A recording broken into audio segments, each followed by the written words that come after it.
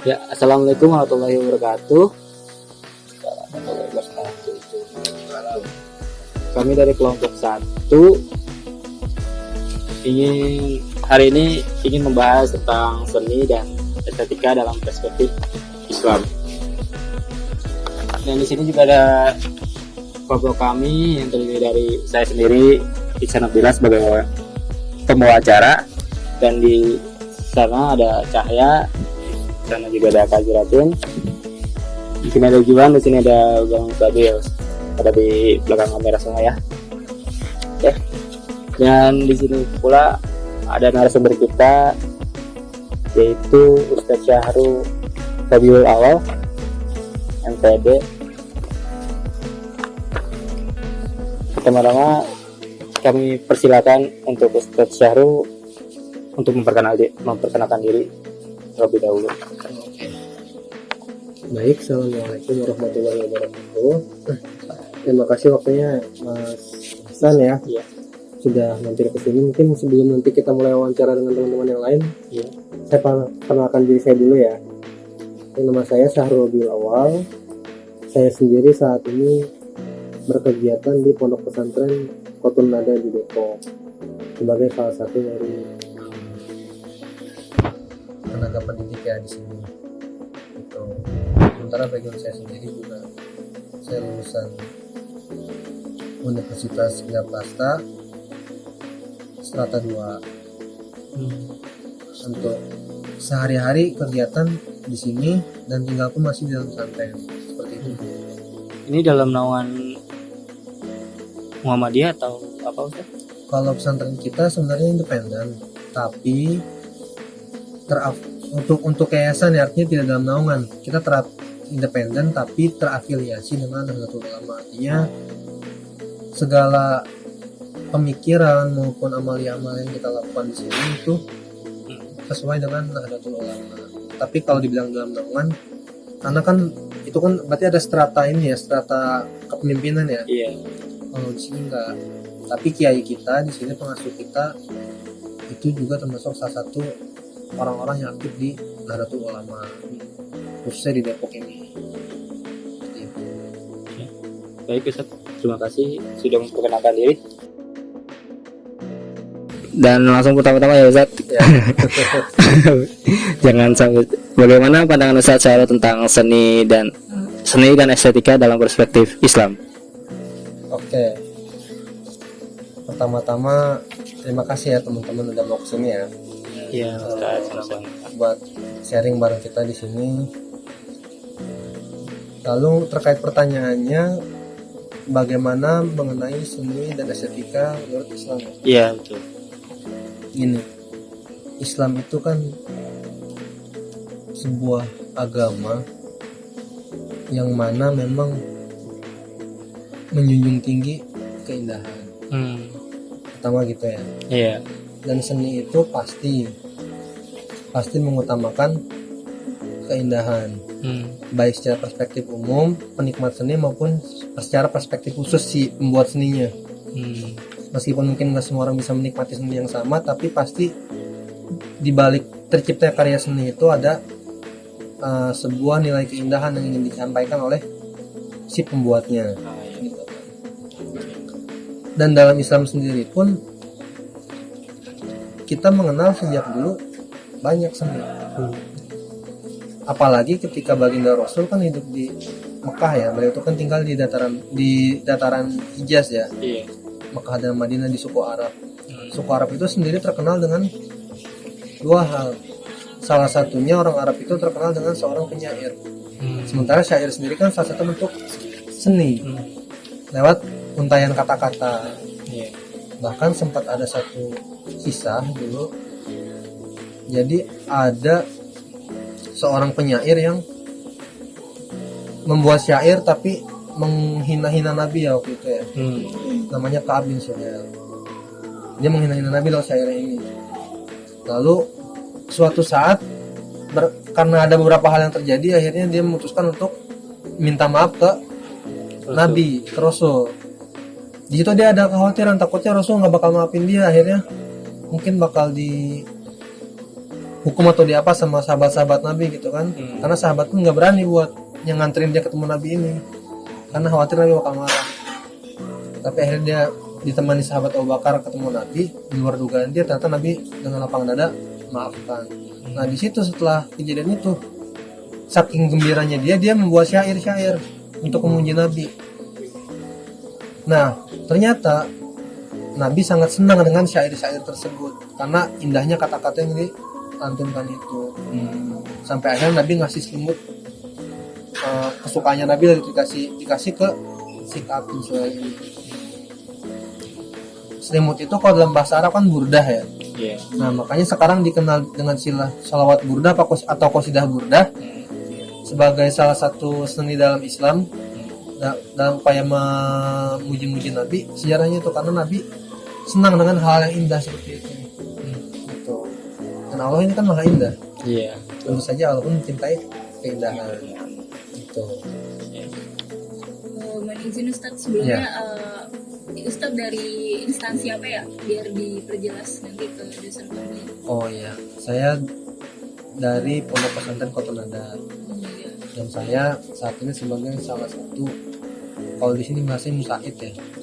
Musaid itu orang yang bantu-bantu di pesantren. Gitu. Jadi saya alumni sini. Lalu setelah lulus di Pondok Kotonada ini diminta buat bantu-bantu. Gitu. Tadi kan dari penjelasan Pak Ustadz nih, sampai Nabi pun suka sama syair-syairnya. Tapi menurut Pak Ustadz, gimana pandangannya tentang seni kontemporer yang dianggap kontroversial dari sudut pandang sosial atau moral dalam perspektif Islam? Oke, jadi gini, semua hal itu kan mengandung manfaat atau boleh, semua halnya boleh ketika memang mengandung maslahat dan tidak ada mudarat ya, artinya punya kemanfaatan dan tidak ada mudarat itu hal yang membahayakan atau merugikan dari sisi negatif ya. Nah seni kontemporer ini kan sebenarnya kan gini, seni kontemporer itu adalah suatu ungkapan perasaan yang disampaikan oleh si pembuat seni ini, si pelaku seni melalui karya seninya dengan tanpa apa ya, tanpa ada ikatan dari seni-seni tradisional kan. Jadi lebih bebas kan, tanpa ada aturan. Suka-suka si pengarang seni ini kan seni kontemporer itu kan seperti itu, lepas bebas kan. Nah selama memang hasil karya seninya ini tidak merugikan atau tidak mengandung sisi negatif, ya Islam nggak akan melarang gitu. Kecuali misalkan dari sisi hasil seninya ini ada hal-hal yang mungkin melanggar dari sisi-sisi aturan Islam, contoh membuat karikatur Nabi. Nah ini kan nggak boleh. Tapi kalau sekedar mungkin membuat lukisan abstrak atau membuat patung-patung abstrak yang sifatnya mungkin kita sendiri kalau bukan orang seni nggak bakal paham, tapi bagi si pelaku seni ini dia terbebas dari aturan-aturan harus seperti ini atau metode seperti ini, enggak kan. Yang penting dia buat seni dan dia merasa itu sudah mewakili perasaan dia, tapi tidak ada hal-hal yang dari hasil seni ini melanggar aturan atau menjelekan hal-hal yang lain, ya nggak masalah. Apalagi kalau misalnya tujuannya untuk edukasi ya. Ya kan kontroversi ini kan ada dua hal, bisa kontroversi negatif, bisa positif kan. Kalau kontroversi karena negatif seperti misalkan membuat patung atau membuat hal-hal yang ternyata setelah dibuat menyinggung sebagian pihak, ya KPK jangan kan gitu kan. Kalau memang ternyata hasil patung atau hasilnya positif dan mengandung nilai-nilai yang memang baik untuk dikonsumsi halayak umum, ya kenapa enggak.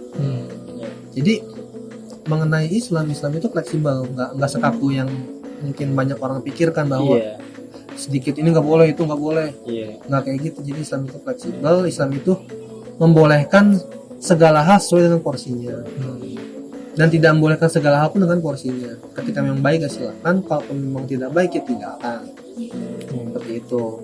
Begitupun seni kontemporer, karena memang seni kontemporer ini kan tidak terikat dengan aturan-aturan yang seperti seni-seni yang lain. Seperti itu mungkin ya untuk seni kontemporer ini. Lanjut ke saya ya Pak Ustadz. Saya mau bertanya, apa saja kriteria yang harus dipenuhi oleh seni agar dapat disebut sebagai seni yang memenuhi standar moral dan etika Islam? Oke. Kalau menurut Ustadz kayak gimana? Jadi gini, untuk seni-seni yang memenuhi standar moral dan etika Islam. Islam. Kalau menurut pandangan saya sendiri, untuk seni-seni yang memenuhi moral dan etika Islam ini ya, pertama ya, seni ini jelas mengandung nilai religiusitas. Artinya menyampaikan pesan-pesan ketuhanan. Kalau memang kita memandang seni ini sebagai sarana atau media untuk menyampaikan nilai-nilai agama ya. Karena di sini yang dijadikan poin adalah dalam sudut pandang Islam. Artinya seni yang kita bahas ini adalah seni yang memang sebagai media untuk menyampaikan pesan-pesan Islam. ya.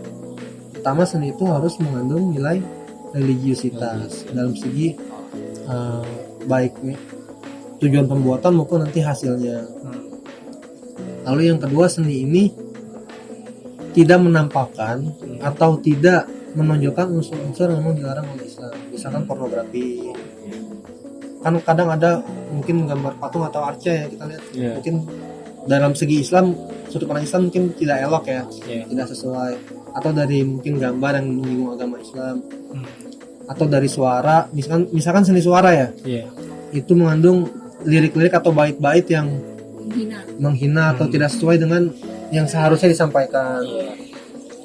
Jadi mengandung nilai religiusitas dan juga dalam segi visualnya atau segi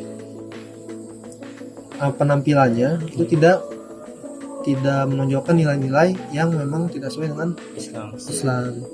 Dan juga dari media pemakaiannya atau media pertunjukan seninya sendiri.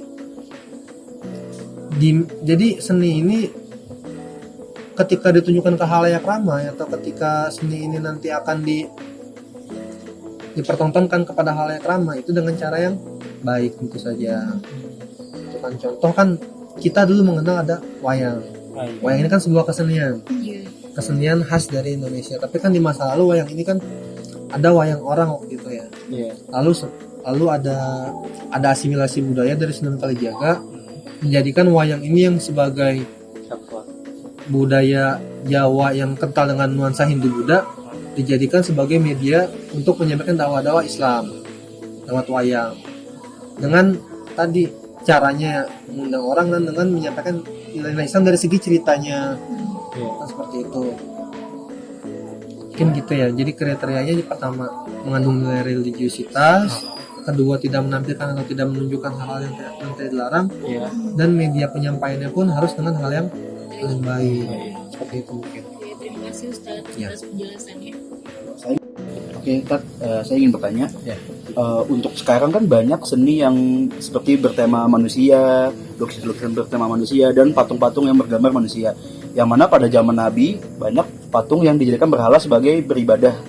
Nah, untuk sekarang ini menurut pandangan Muslim seperti apa ya, Ustadz? Oke, jadi pertanyaannya berarti bagaimana pandangan Islam mengenai seni berupa patung ataupun gambar-gambar yang menyerupai manusia ya. Memang banyak dari hadis ataupun dari riwayat-riwayat yang meriwayatkan bahwa adanya kontradiksi dengan patung-patung yang bertema manusia ini. Karena dari sisi historis kan pada masa itu ketika Rasulullah SAW hidup, patung-patung ini dijadikan sebagai media sesembahan mereka, media beribadah mereka. Artinya mereka menyembah beribadah kepada patung-patung tersebut atau kepada gambar-gambar itu. Nah, maka yang dikhawatirkan ketika dari sisi historis itu patung-patung ini akan menggiring manusia ini ke arah kemusyrikan. Tapi untuk saat ini kembali saya katakan Islam itu kan agama yang fleksibel sebenarnya. Islam itu agama simpel, agama yang mudah. Kalau dibawa mudah, itu nggak kaku.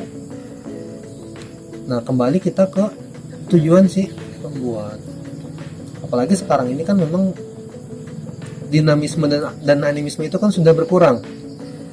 Kalau dulu mungkin kita mengenal dinamisme dan animisme, menyembah bentuk-bentuk, menyembah roh, kan? Tapi sekarang ini kan tidak. Jadi kembali ke tujuan awal patung tersebut, gitu. Kan kadangkala kita butuh momen atau butuh sesuatu untuk mengenang. kan seni rupa manusia itu kan tidak hanya berupa gambar, fotografi juga kan termasuk. Iya. Nah, sementara sekarang kita banyak mengenal ada misalkan ulama-ulama yang ada gambarnya ditempel di tembok gitu kan. Itu kan salah satu tujuan kita untuk bisa mengenal ulama tersebut misalkan, atau bertabarukan kepada ulama tersebut. Mengedukasi anak-anak kita, ini loh orang soleh ini seperti ini. Itu kan melalui seni visual, fotografi maupun lukisan pada masa lalu ketika memang tidak ada fotografi. Itu jadi artinya kembali ke tujuan. Tujuannya apa dibuat patung tersebut? Kalau memang tujuannya untuk berhala, yang jelas nggak boleh. Jadi seperti yang saya katakan di awal, boleh dengan porsinya dan tidak boleh dengan porsinya tersendiri. Jadi tujuannya untuk apa atau bentuknya seperti apa itu mempengaruhi boleh tidaknya seni patung dan seni gambar tersebut. Seperti itu. Jadi masih ada relativitas di sini antara boleh tidaknya. Relatif tergantung bagaimana si hasil seni dan ya si pembuat seninya ini. Seperti itu. Ini tentang seni tadi ini kan kayak seni musik juga belum dijelaskan. Oke. Banyak yang bilang ada yang dari golongan Islam itu musik haram, ada juga yang bilang tidak. Nah, untuk pandangan Ustadz sendiri tentang seni musik itu dalam agama Islam gimana, Ustadz? Oke. Jadi seni musik ya, menurut saya pribadi sendiri,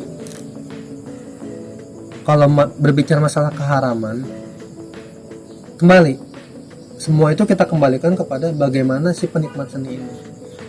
Apa sih yang membuat orang-orang membuat seni musik itu haram? Biasanya membuat orang terlena.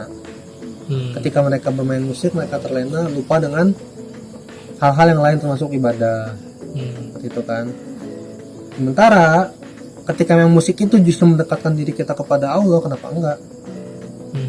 Itu kan, karena kan anugerah musik ini pun kan Allah yang menciptakan. Jadi musik ini hanya alat.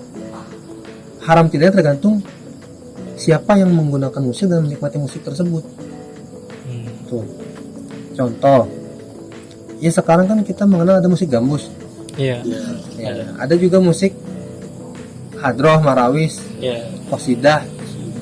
Itu tujuannya atau apa sih? Itu kan memuji-muji Allah, memuji-muji Nabi. Tujuannya baik. Mau dikatakan haram juga. Nah kan? Itu artinya ketika memang media ini disampaikan untuk mendekatkan diri kepada Allah ya nggak masalah. Kalau media ini justru memang melalaikan kita, meskipun musiknya gambus ya, tapi abis dengerin gambus kita jadi terlena, malas sholat segala macam ya, aja haram. Tuh. Dan terlebih lagi bahkan ada apa namanya sebuah thariqah yang memang menggunakan musik sebagai ini media. Kita kenal thariqah Maulawiyah, yang gimana cara beribadah itu kalau kalian lihat yang muter-muter, Sufi gitu ya, tarian sufi. Kan mereka terbawa suasana dengan alunan musik dan alunan salawat yang dilantunkan, zikir yang dilantunkan, mereka terbawa suasana hingga mereka merasa tidak ada jarak dengan Tuhan. Jadi ya, kembali musik, seni rupa, semua hal yang ada di dunia ini kembali kepada apa tujuan dibuatnya, bagaimana menggunakannya, media apa yang disampaikannya, bagaimana bentuk perupaannya. Seperti itu. Musik pun ya kalau memang lirik-lirik dari musiknya atau ini ya, bisa menimbulkan mudarat ya dilarang. Bahkan wali-wali kita pun dulu kan salah satu medianya untuk menyampaikan dakwah Islam, mengislamkan Indonesia menggunakan musik. Contohnya kita kenal ada lagu Ilir-Ilir. Itu kan karyanya Sunan Bonang apa Sunan Kalijaga sih, lupa. Termasuk juga apa namanya Lingsironge. Itu kan sebenarnya kan doa di Sunan Kalijaga untuk menjaga kita di malam hari. Cuma kan banyak yang salah menafsirkan. Nah ketika disalah tafsirkan itu berbahaya. Artinya kembali kepada siapa yang menggunakan musiknya, siapa juga yang menikmati musiknya. Jadi seni itu secara global, secara general, ketika seni itu baik, tampilannya indah, tujuannya baik, cara membuatnya pun dengan cara-cara yang baik, tidak akan dilarang dan tidak dipermasalahkan dalam Islam. Tapi kalau memang cara membuatnya tidak baik, tujuannya tidak baik, atau menampilkan hal-hal yang kurang baik, ya tentu saja dilarang. Jadi masalah boleh tidaknya tetap relatif bagaimana si pengguna seni dan penikmat seninya tersebut. Seperti itu. Terima kasih Ustaz atas jawabannya. Oke, mungkin ini pertanyaan terakhir ya Ustaz. Oke, siap.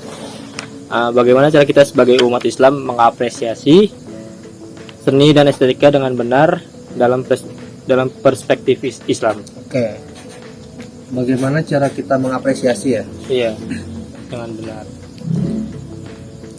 Kita diajarkan ketika kita melihat sesuatu yang indah, pujilah Allah dengan mengatakan subhanallah. Masya Allah ya.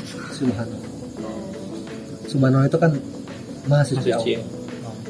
Tuh, kita meninggikan Allah, mensucikan Allah, karena segala hal yang indah di dunia yang kita lihat itu adalah anugerah yang diberikan oleh Allah Subhanahu wa taala. Baik itu berupa keindahan alam maupun keindahan buatan manusia. Karena manusia pun berkreasi, kalau bukan karena anugerah dari Allah tidak akan bisa. Sebenarnya kalau kita mulai secara lebih jauh lagi, alam ini kan hasil seninya Allah. Menciptakan begitu rupa indahnya bentang alam ini kan. Jadi kenapa hal-hal yang indah harus dilarang jika memang hal-hal tersebut mendekatkan diri kita kepada Allah gitu. Dan ketika melihat seni ya, alangkah baiknya kita ketika kita mengapresiasi, kita menghargai si pembuat seninya sama dengan kita menghargai karunia yang telah diberikan Allah kepada si pembuat seni. Sama kita berterima kasih sama orang lain. Ketika orang lain berbuat baik sama kita berterima kasih sama dia. Kita sebenarnya berterima kasih kepada yang menggerakkan orang tersebut untuk berbuat baik. Seperti itu. Jadi jadikan seni ini sebuah media untuk kita untuk mendekatkan diri kepada Allah. Dengan seni kita jadi membaca bahwa kekuasaan Allah itu luar biasa, menciptakan hal-hal yang begitu indah. Baik seni suara, seni musik, seni rupa, dan lain-lain. Seperti itu. Baik, terima kasih Ustaz Syahru atas pandangan dan pemikiran yang sangat, menurut saya menarik banget ya, dan sangat bermanfaat buat kita semua. Dan terima kasih juga buat teman-teman sekalian, Cahya, Kak Zuriatin, Bang Sabil, dan Juan atas partisipasi aktifnya dalam diskusi ini. Oke, semoga kita juga dapat mengapresiasikan seni dan estetika dalam Islam itu sendiri juga. Oke, semuanya terima kasih banyak. Kita tutup diskusi hari ini. Assalamualaikum warahmatullahi wabarakatuh. Waalaikumsalam warahmatullahi wabarakatuh.